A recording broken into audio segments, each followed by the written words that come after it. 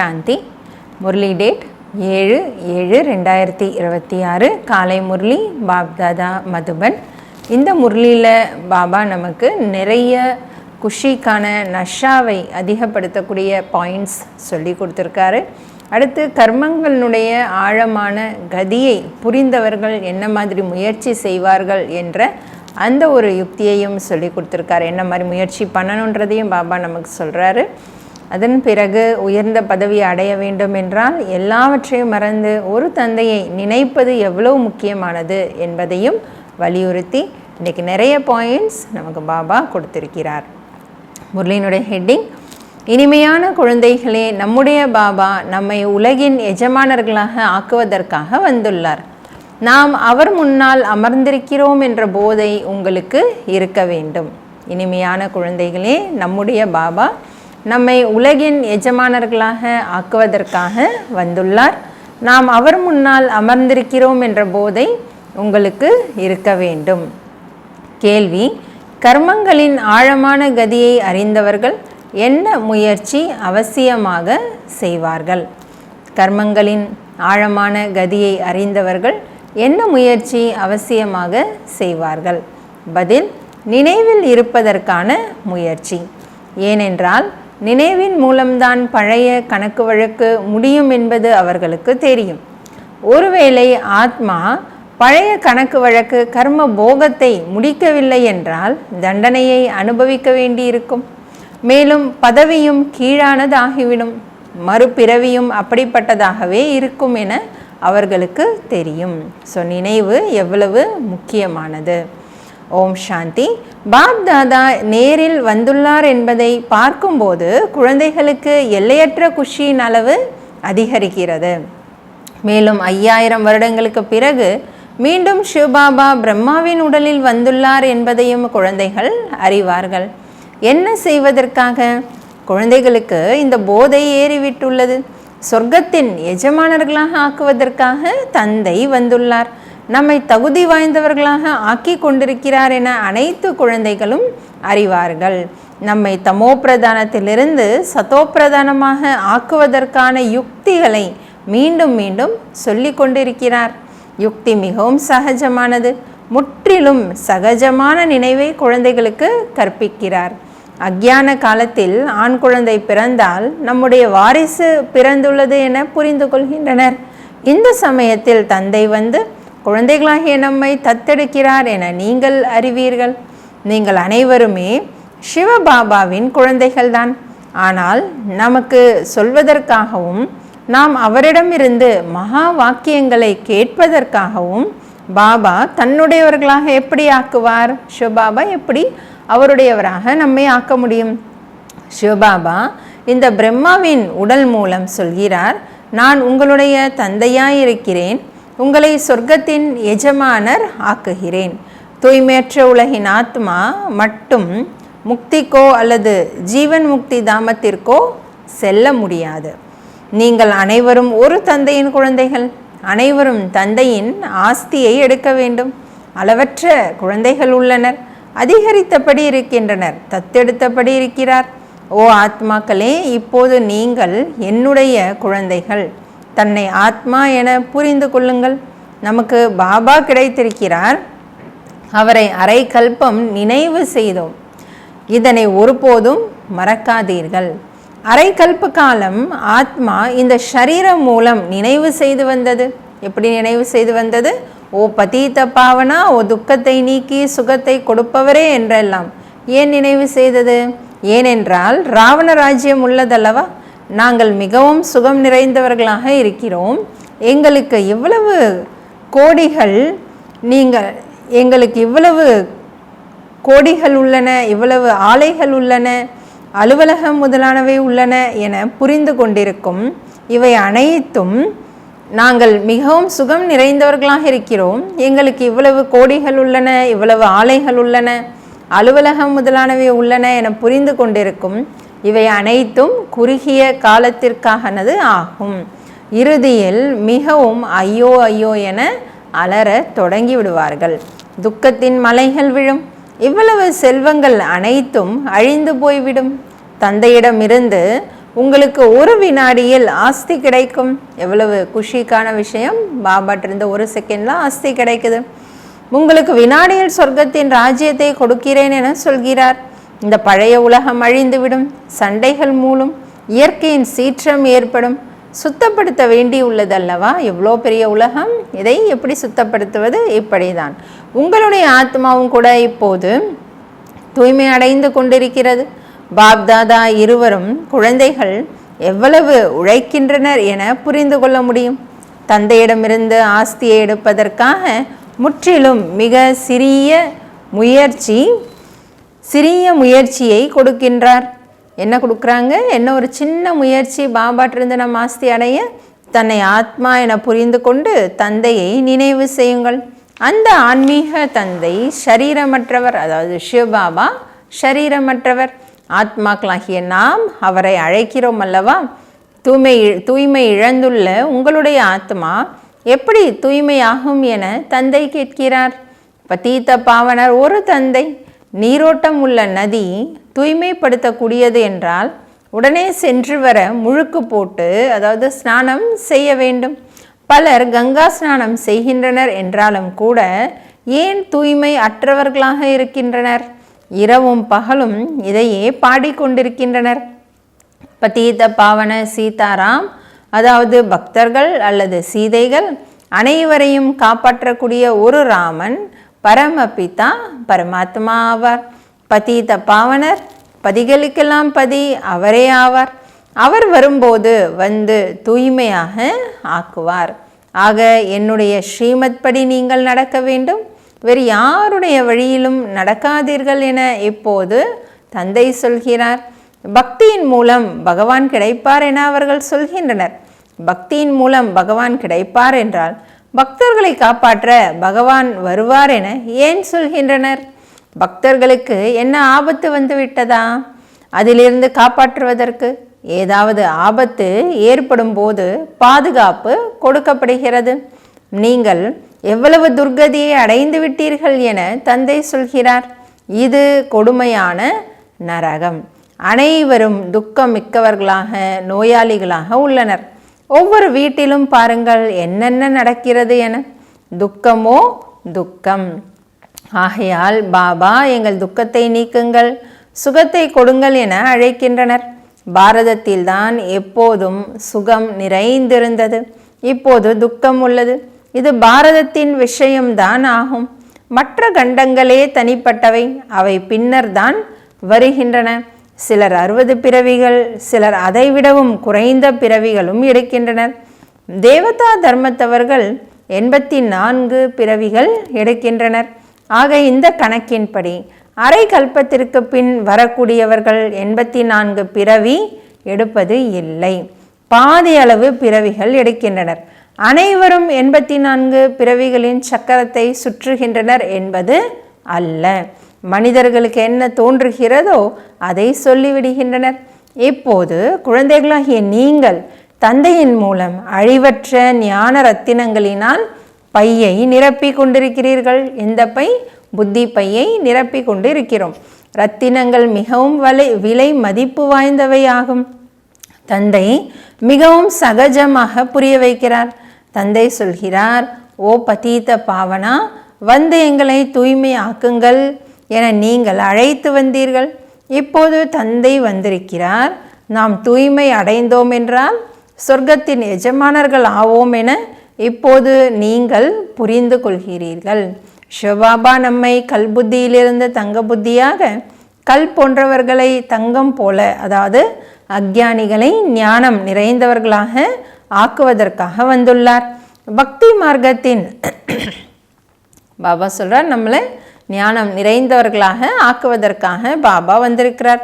தந்தை சொல்கிறார், நீங்கள் எவ்வளவுதான் முயற்சி செய்தாலும் இதில் எந்த ஒரு, அதாவது தேடி தேடி அலைந்தோம் பக்தி மார்க்கத்தில், எந்த ஒரு லாபமும் இல்லை. முன்னர் நீங்கள் உங்களை பலி கொடுத்திருந்தீர்கள், அதாவது சரீரத்தினால் என்ன பண்ணாங்க, பலி கொடுத்தாங்க இல்லையா ஆரம்பத்தில். என்றாலும் என்ன லாபம் இருந்தது? மீறி போனால் தேவியின் காட்சி கிடைக்கும். பிறகு எப்படி இருந்தீர்களோ அப்படியே இருந்து விடுகிறீர்கள். பதீத பாவன தந்தை சங்கமயுகத்தில் ஒரு முறை வருகிறார். சத்யுகத்தில் பக்தி மார்க்கத்தின் விஷயங்கள் இருப்பதே இல்லை. கழுத்தை வெட்டி கொள்ளுங்கள், இதை அதை செய்யுங்கள் என தந்தை சொல்வது இல்லை. பக்தி மார்க்கத்தில் பலவிதமாக என்னென்ன செய்கின்றனர். முன்னர் தேவிகளுக்கு முன்பாக மனிதர்களை பலி கொடுத்து கொண்டிருந்தனர். நீங்கள் நடத்தை திருந்தியவர்களாக, அதாவது பூஜைக்கு தகுதி வாய்ந்தவர்களாக மாறி, அதாவது அப்படி தேவதையாக இருந்தபோது தேவதைகளாக இருந்தீர்கள். பூஜைக்கு தகுதி வாய்ந்தவர்கள் என்றால் தேவதைகளாக இருந்தீர்கள். இப்போது எவ்வளவு கல்புத்தியாக இருக்கிறீர்கள். உங்களுக்கு சொர்க்கத்தின் ராஜ்யத்தை கொடுத்திருந்தேன். பாபா சொல்றார், நான் உங்களுக்கு சொர்க்கத்தின் ராஜ்யத்தை கொடுத்திருந்தேன். எவ்வளவு தங்கம் வைர வைடூரியத்தால் ஆன மாளிகைகள் இருந்தன, அளவற்ற செல்வங்கள் இருந்தன. அதனை என்ன செய்தீர்கள்? இப்போது நீங்கள் எவ்வளவு துக்கம் மிக்கவர்களாக ஆகியுள்ளீர்கள். நீங்கள் உண்மையில் தேவி தேவதா தர்மத்தவர்களாக இருந்தீர்கள் அல்லவா? இப்போது நீங்கள் ரஜோ தமோவில் மட்டும் வந்துள்ளீர்கள். நீங்கள் தேவதா தர்மத்தவர்களாக இருந்தீர்கள். பிறகு தம்மை இந்துக்கள் என ஏன் சொல்லிக் கொள்கிறீர்கள்? மற்ற அனைத்து தர்மத்தவர்களும் தத்தமது தர்மத்தையே ஏற்றுக்கொள்கின்றனர். தர்மம் ஒன்றுதான் இருக்கும் அல்லவா? முஸ்லீம்களின் முஸ்லீம் தர்மம், கிறிஸ்தவர்களின் கிறிஸ்து தர்மம் நடந்து வருகிறது. பாபா கேட்குறார், உங்களுக்கு என்ன ஆனது? ஏன்னா நம்மளை என்னவாக்கி அனுப்பி வைத்தார் பாபா? தேவதையாக. ஸோ நீங்கள் மிகவும் சுகம் மிக்கவர்களாக, தூய்மை ஆனவர்களாக, முழுமையான விகாரமற்றவர்களாக இருந்தீர்கள். இப்போது எவ்வளவு விகாரிகளாக ஆகிவிட்டுள்ளீர்கள்.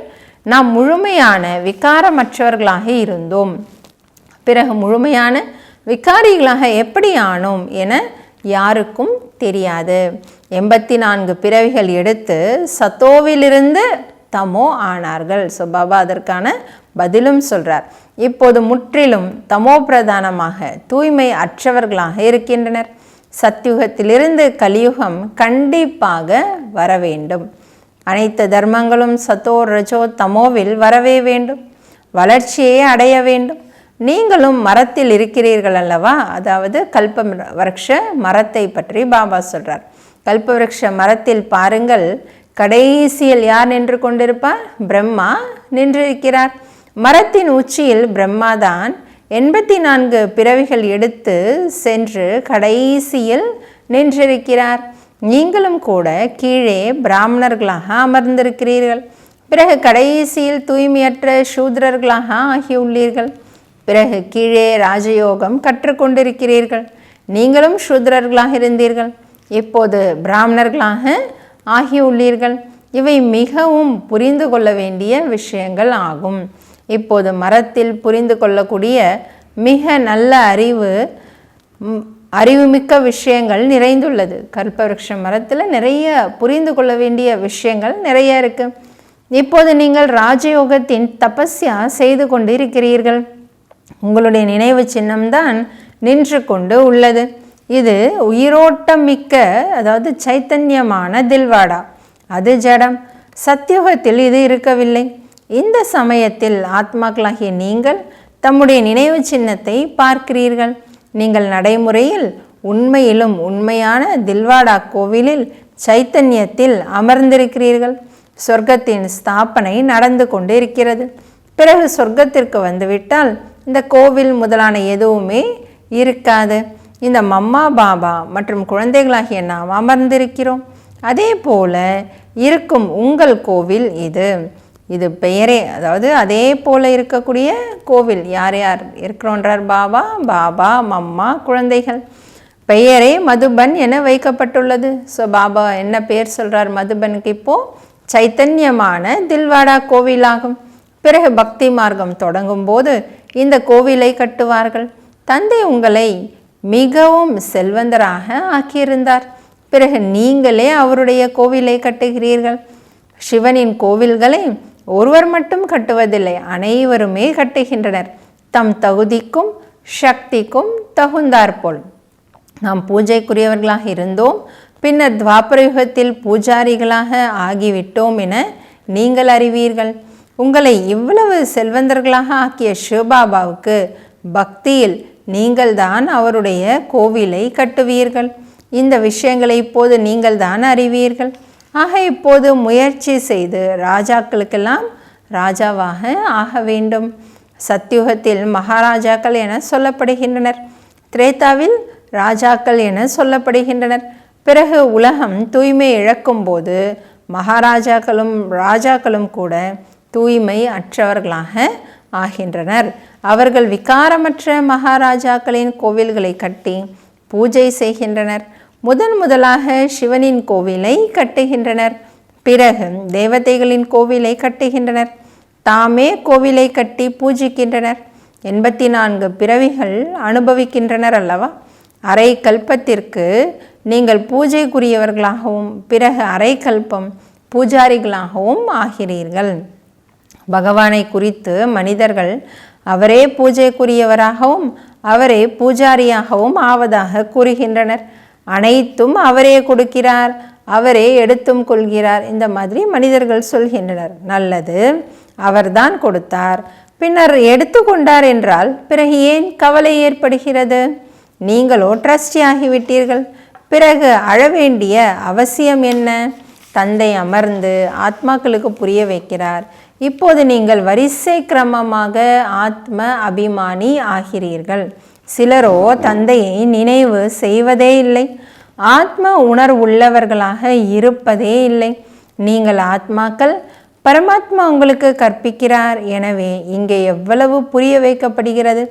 ஆத்மாவில்தான் சம்ஸ்காரங்கள் உள்ளன, ஆத்மாதான் வக்கீல் முதலானவர்களாக ஆகிறது, ஆத்மா நீதிபதி ஆகிறது. நாளை என்ன ஆகப் போகிறீர்கள்? ஆத்மா தந்தையை நல்ல விதமாக நினைவு செய்து கொண்டே இருந்தது என்றால் பிறகு அமரலோகத்தில் பிறவி எடுப்பீர்கள், பிறகு மரணலோகத்தில் அடுத்த பிறவி எடுக்க மாட்டீர்கள். ஒருவேளை ஏதாவது கணக்கு வழக்கு மீதம் இருந்தது என்றால் தண்டனையை அனுபவிக்க வேண்டியது இருக்கும். கர்மங்களின் விளைவை அனுபவித்து முடிக்க வேண்டும், பிறகு உயர்ந்த பதவி கிடைக்காது. இந்த கர்மங்களின் ஆழமான விளைவுகள் குறித்து தந்தைதான் அமர்ந்து புரிய வைக்கிறார். சத்யுகம் சதோப்பிரதானமானது என்பதை கூட குழந்தைகள் அறிவார்கள். அனைத்து பொருட்களுமே அங்கே சதோப்பிரதானமாக இருக்கும். கிருஷ்ணர் பசுக்களை வளர்த்து கொண்டிருந்தார் என சொல்கின்றனர். ராஜாக்கள் பசுக்களை மேய்ப்பார்களா என்ன என கிருஷ்ணர் சத்யுகத்தின் முதல் இளவரசர். இப்படிப்பட்ட விஷயங்கள் நடக்காது. சத்யுகத்தில் பசுக்கள் கூட மிகவும் முதல் தரமாக இருக்கும். அவற்றை காமதேனு என சொல்லப்படுகிறது.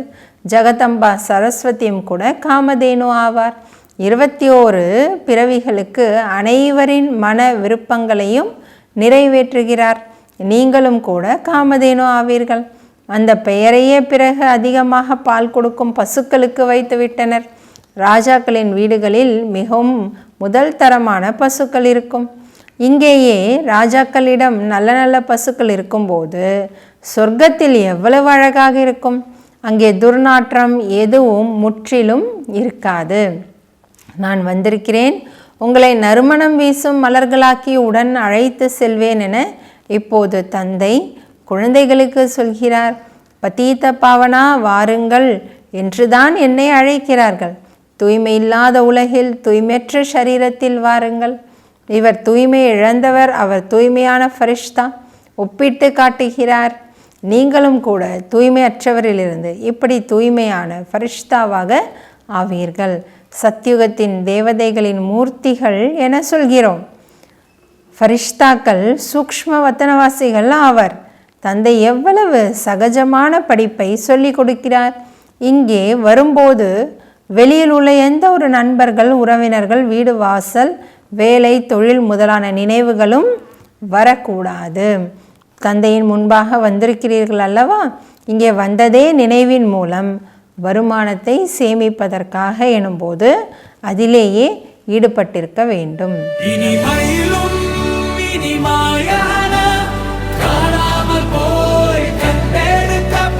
செல்ல குழந்தைகளுக்கு தாயும் தந்தையுமாதாவின் அன்பு நினைவுகளும் காலை வணக்கமும் ஆன்மீக குழந்தைகளுக்கு ஆன்மீக தந்தையின் நமஸ்காரம். தாரணைக்கான முக்கிய சாரம். முதல் பாயிண்ட், தண்டனைகளிலிருந்து விடுபடுவதற்காக பழைய அனைத்து கணக்கு வழக்குகளையும் யோக பலத்தின் மூலம் முடிக்க வேண்டும். ட்ரஸ்டிகளாகி அனைத்தையும் பராமரிக்க வேண்டும். எந்த விஷயத்தை குறித்தும் கவலைப்படக்கூடாது. ஆத்ம அபிமானி ஆக வேண்டும். 2வது பாயிண்ட், இது வருமானத்தை சேமிக்கக்கூடிய நேரமாகும். இதில் வீடு, வாசல், வேலை, தொழில் முதலான எந்த நினைவும் வரக்கூடாது. ஃபரிஷ்தா ஆவதற்காக ஒரு தந்தையின் நினைவில் இருக்கக்கூடிய முழுமையிலும் முழுமையான முயற்சி செய்ய வேண்டும். வரதானம், நினைவின் சக்தி வாய்ந்த ஒளி கதிர்கள் மூலமாக வாயுமண்டலத்தை அமைக்கக்கூடிய வெற்றி ரத்தினம் ஆவீர்களாக. நினைவின் சக்தி வாய்ந்த ஒளி கதிர்கள் மூலமாக வாயுமண்டலத்தை அமைக்கக்கூடிய வெற்றி ரத்தினம் ஆவீர்களாக. பாபா சொல்கிறார், சேவை செய்யக்கூடிய ஆத்மாக்களின் நெற்றியில் வெற்றியின் திலகம் இடப்பட்டே இருக்கிறது தான். ஆனால் எந்த இடத்தில் சேவை செய்ய வேண்டி இருக்கிறதோ அந்த இடத்தில் முன்கூட்டியே சர்ச் லைட்டின் வெளிச்சத்தை பரப்ப வேண்டும்.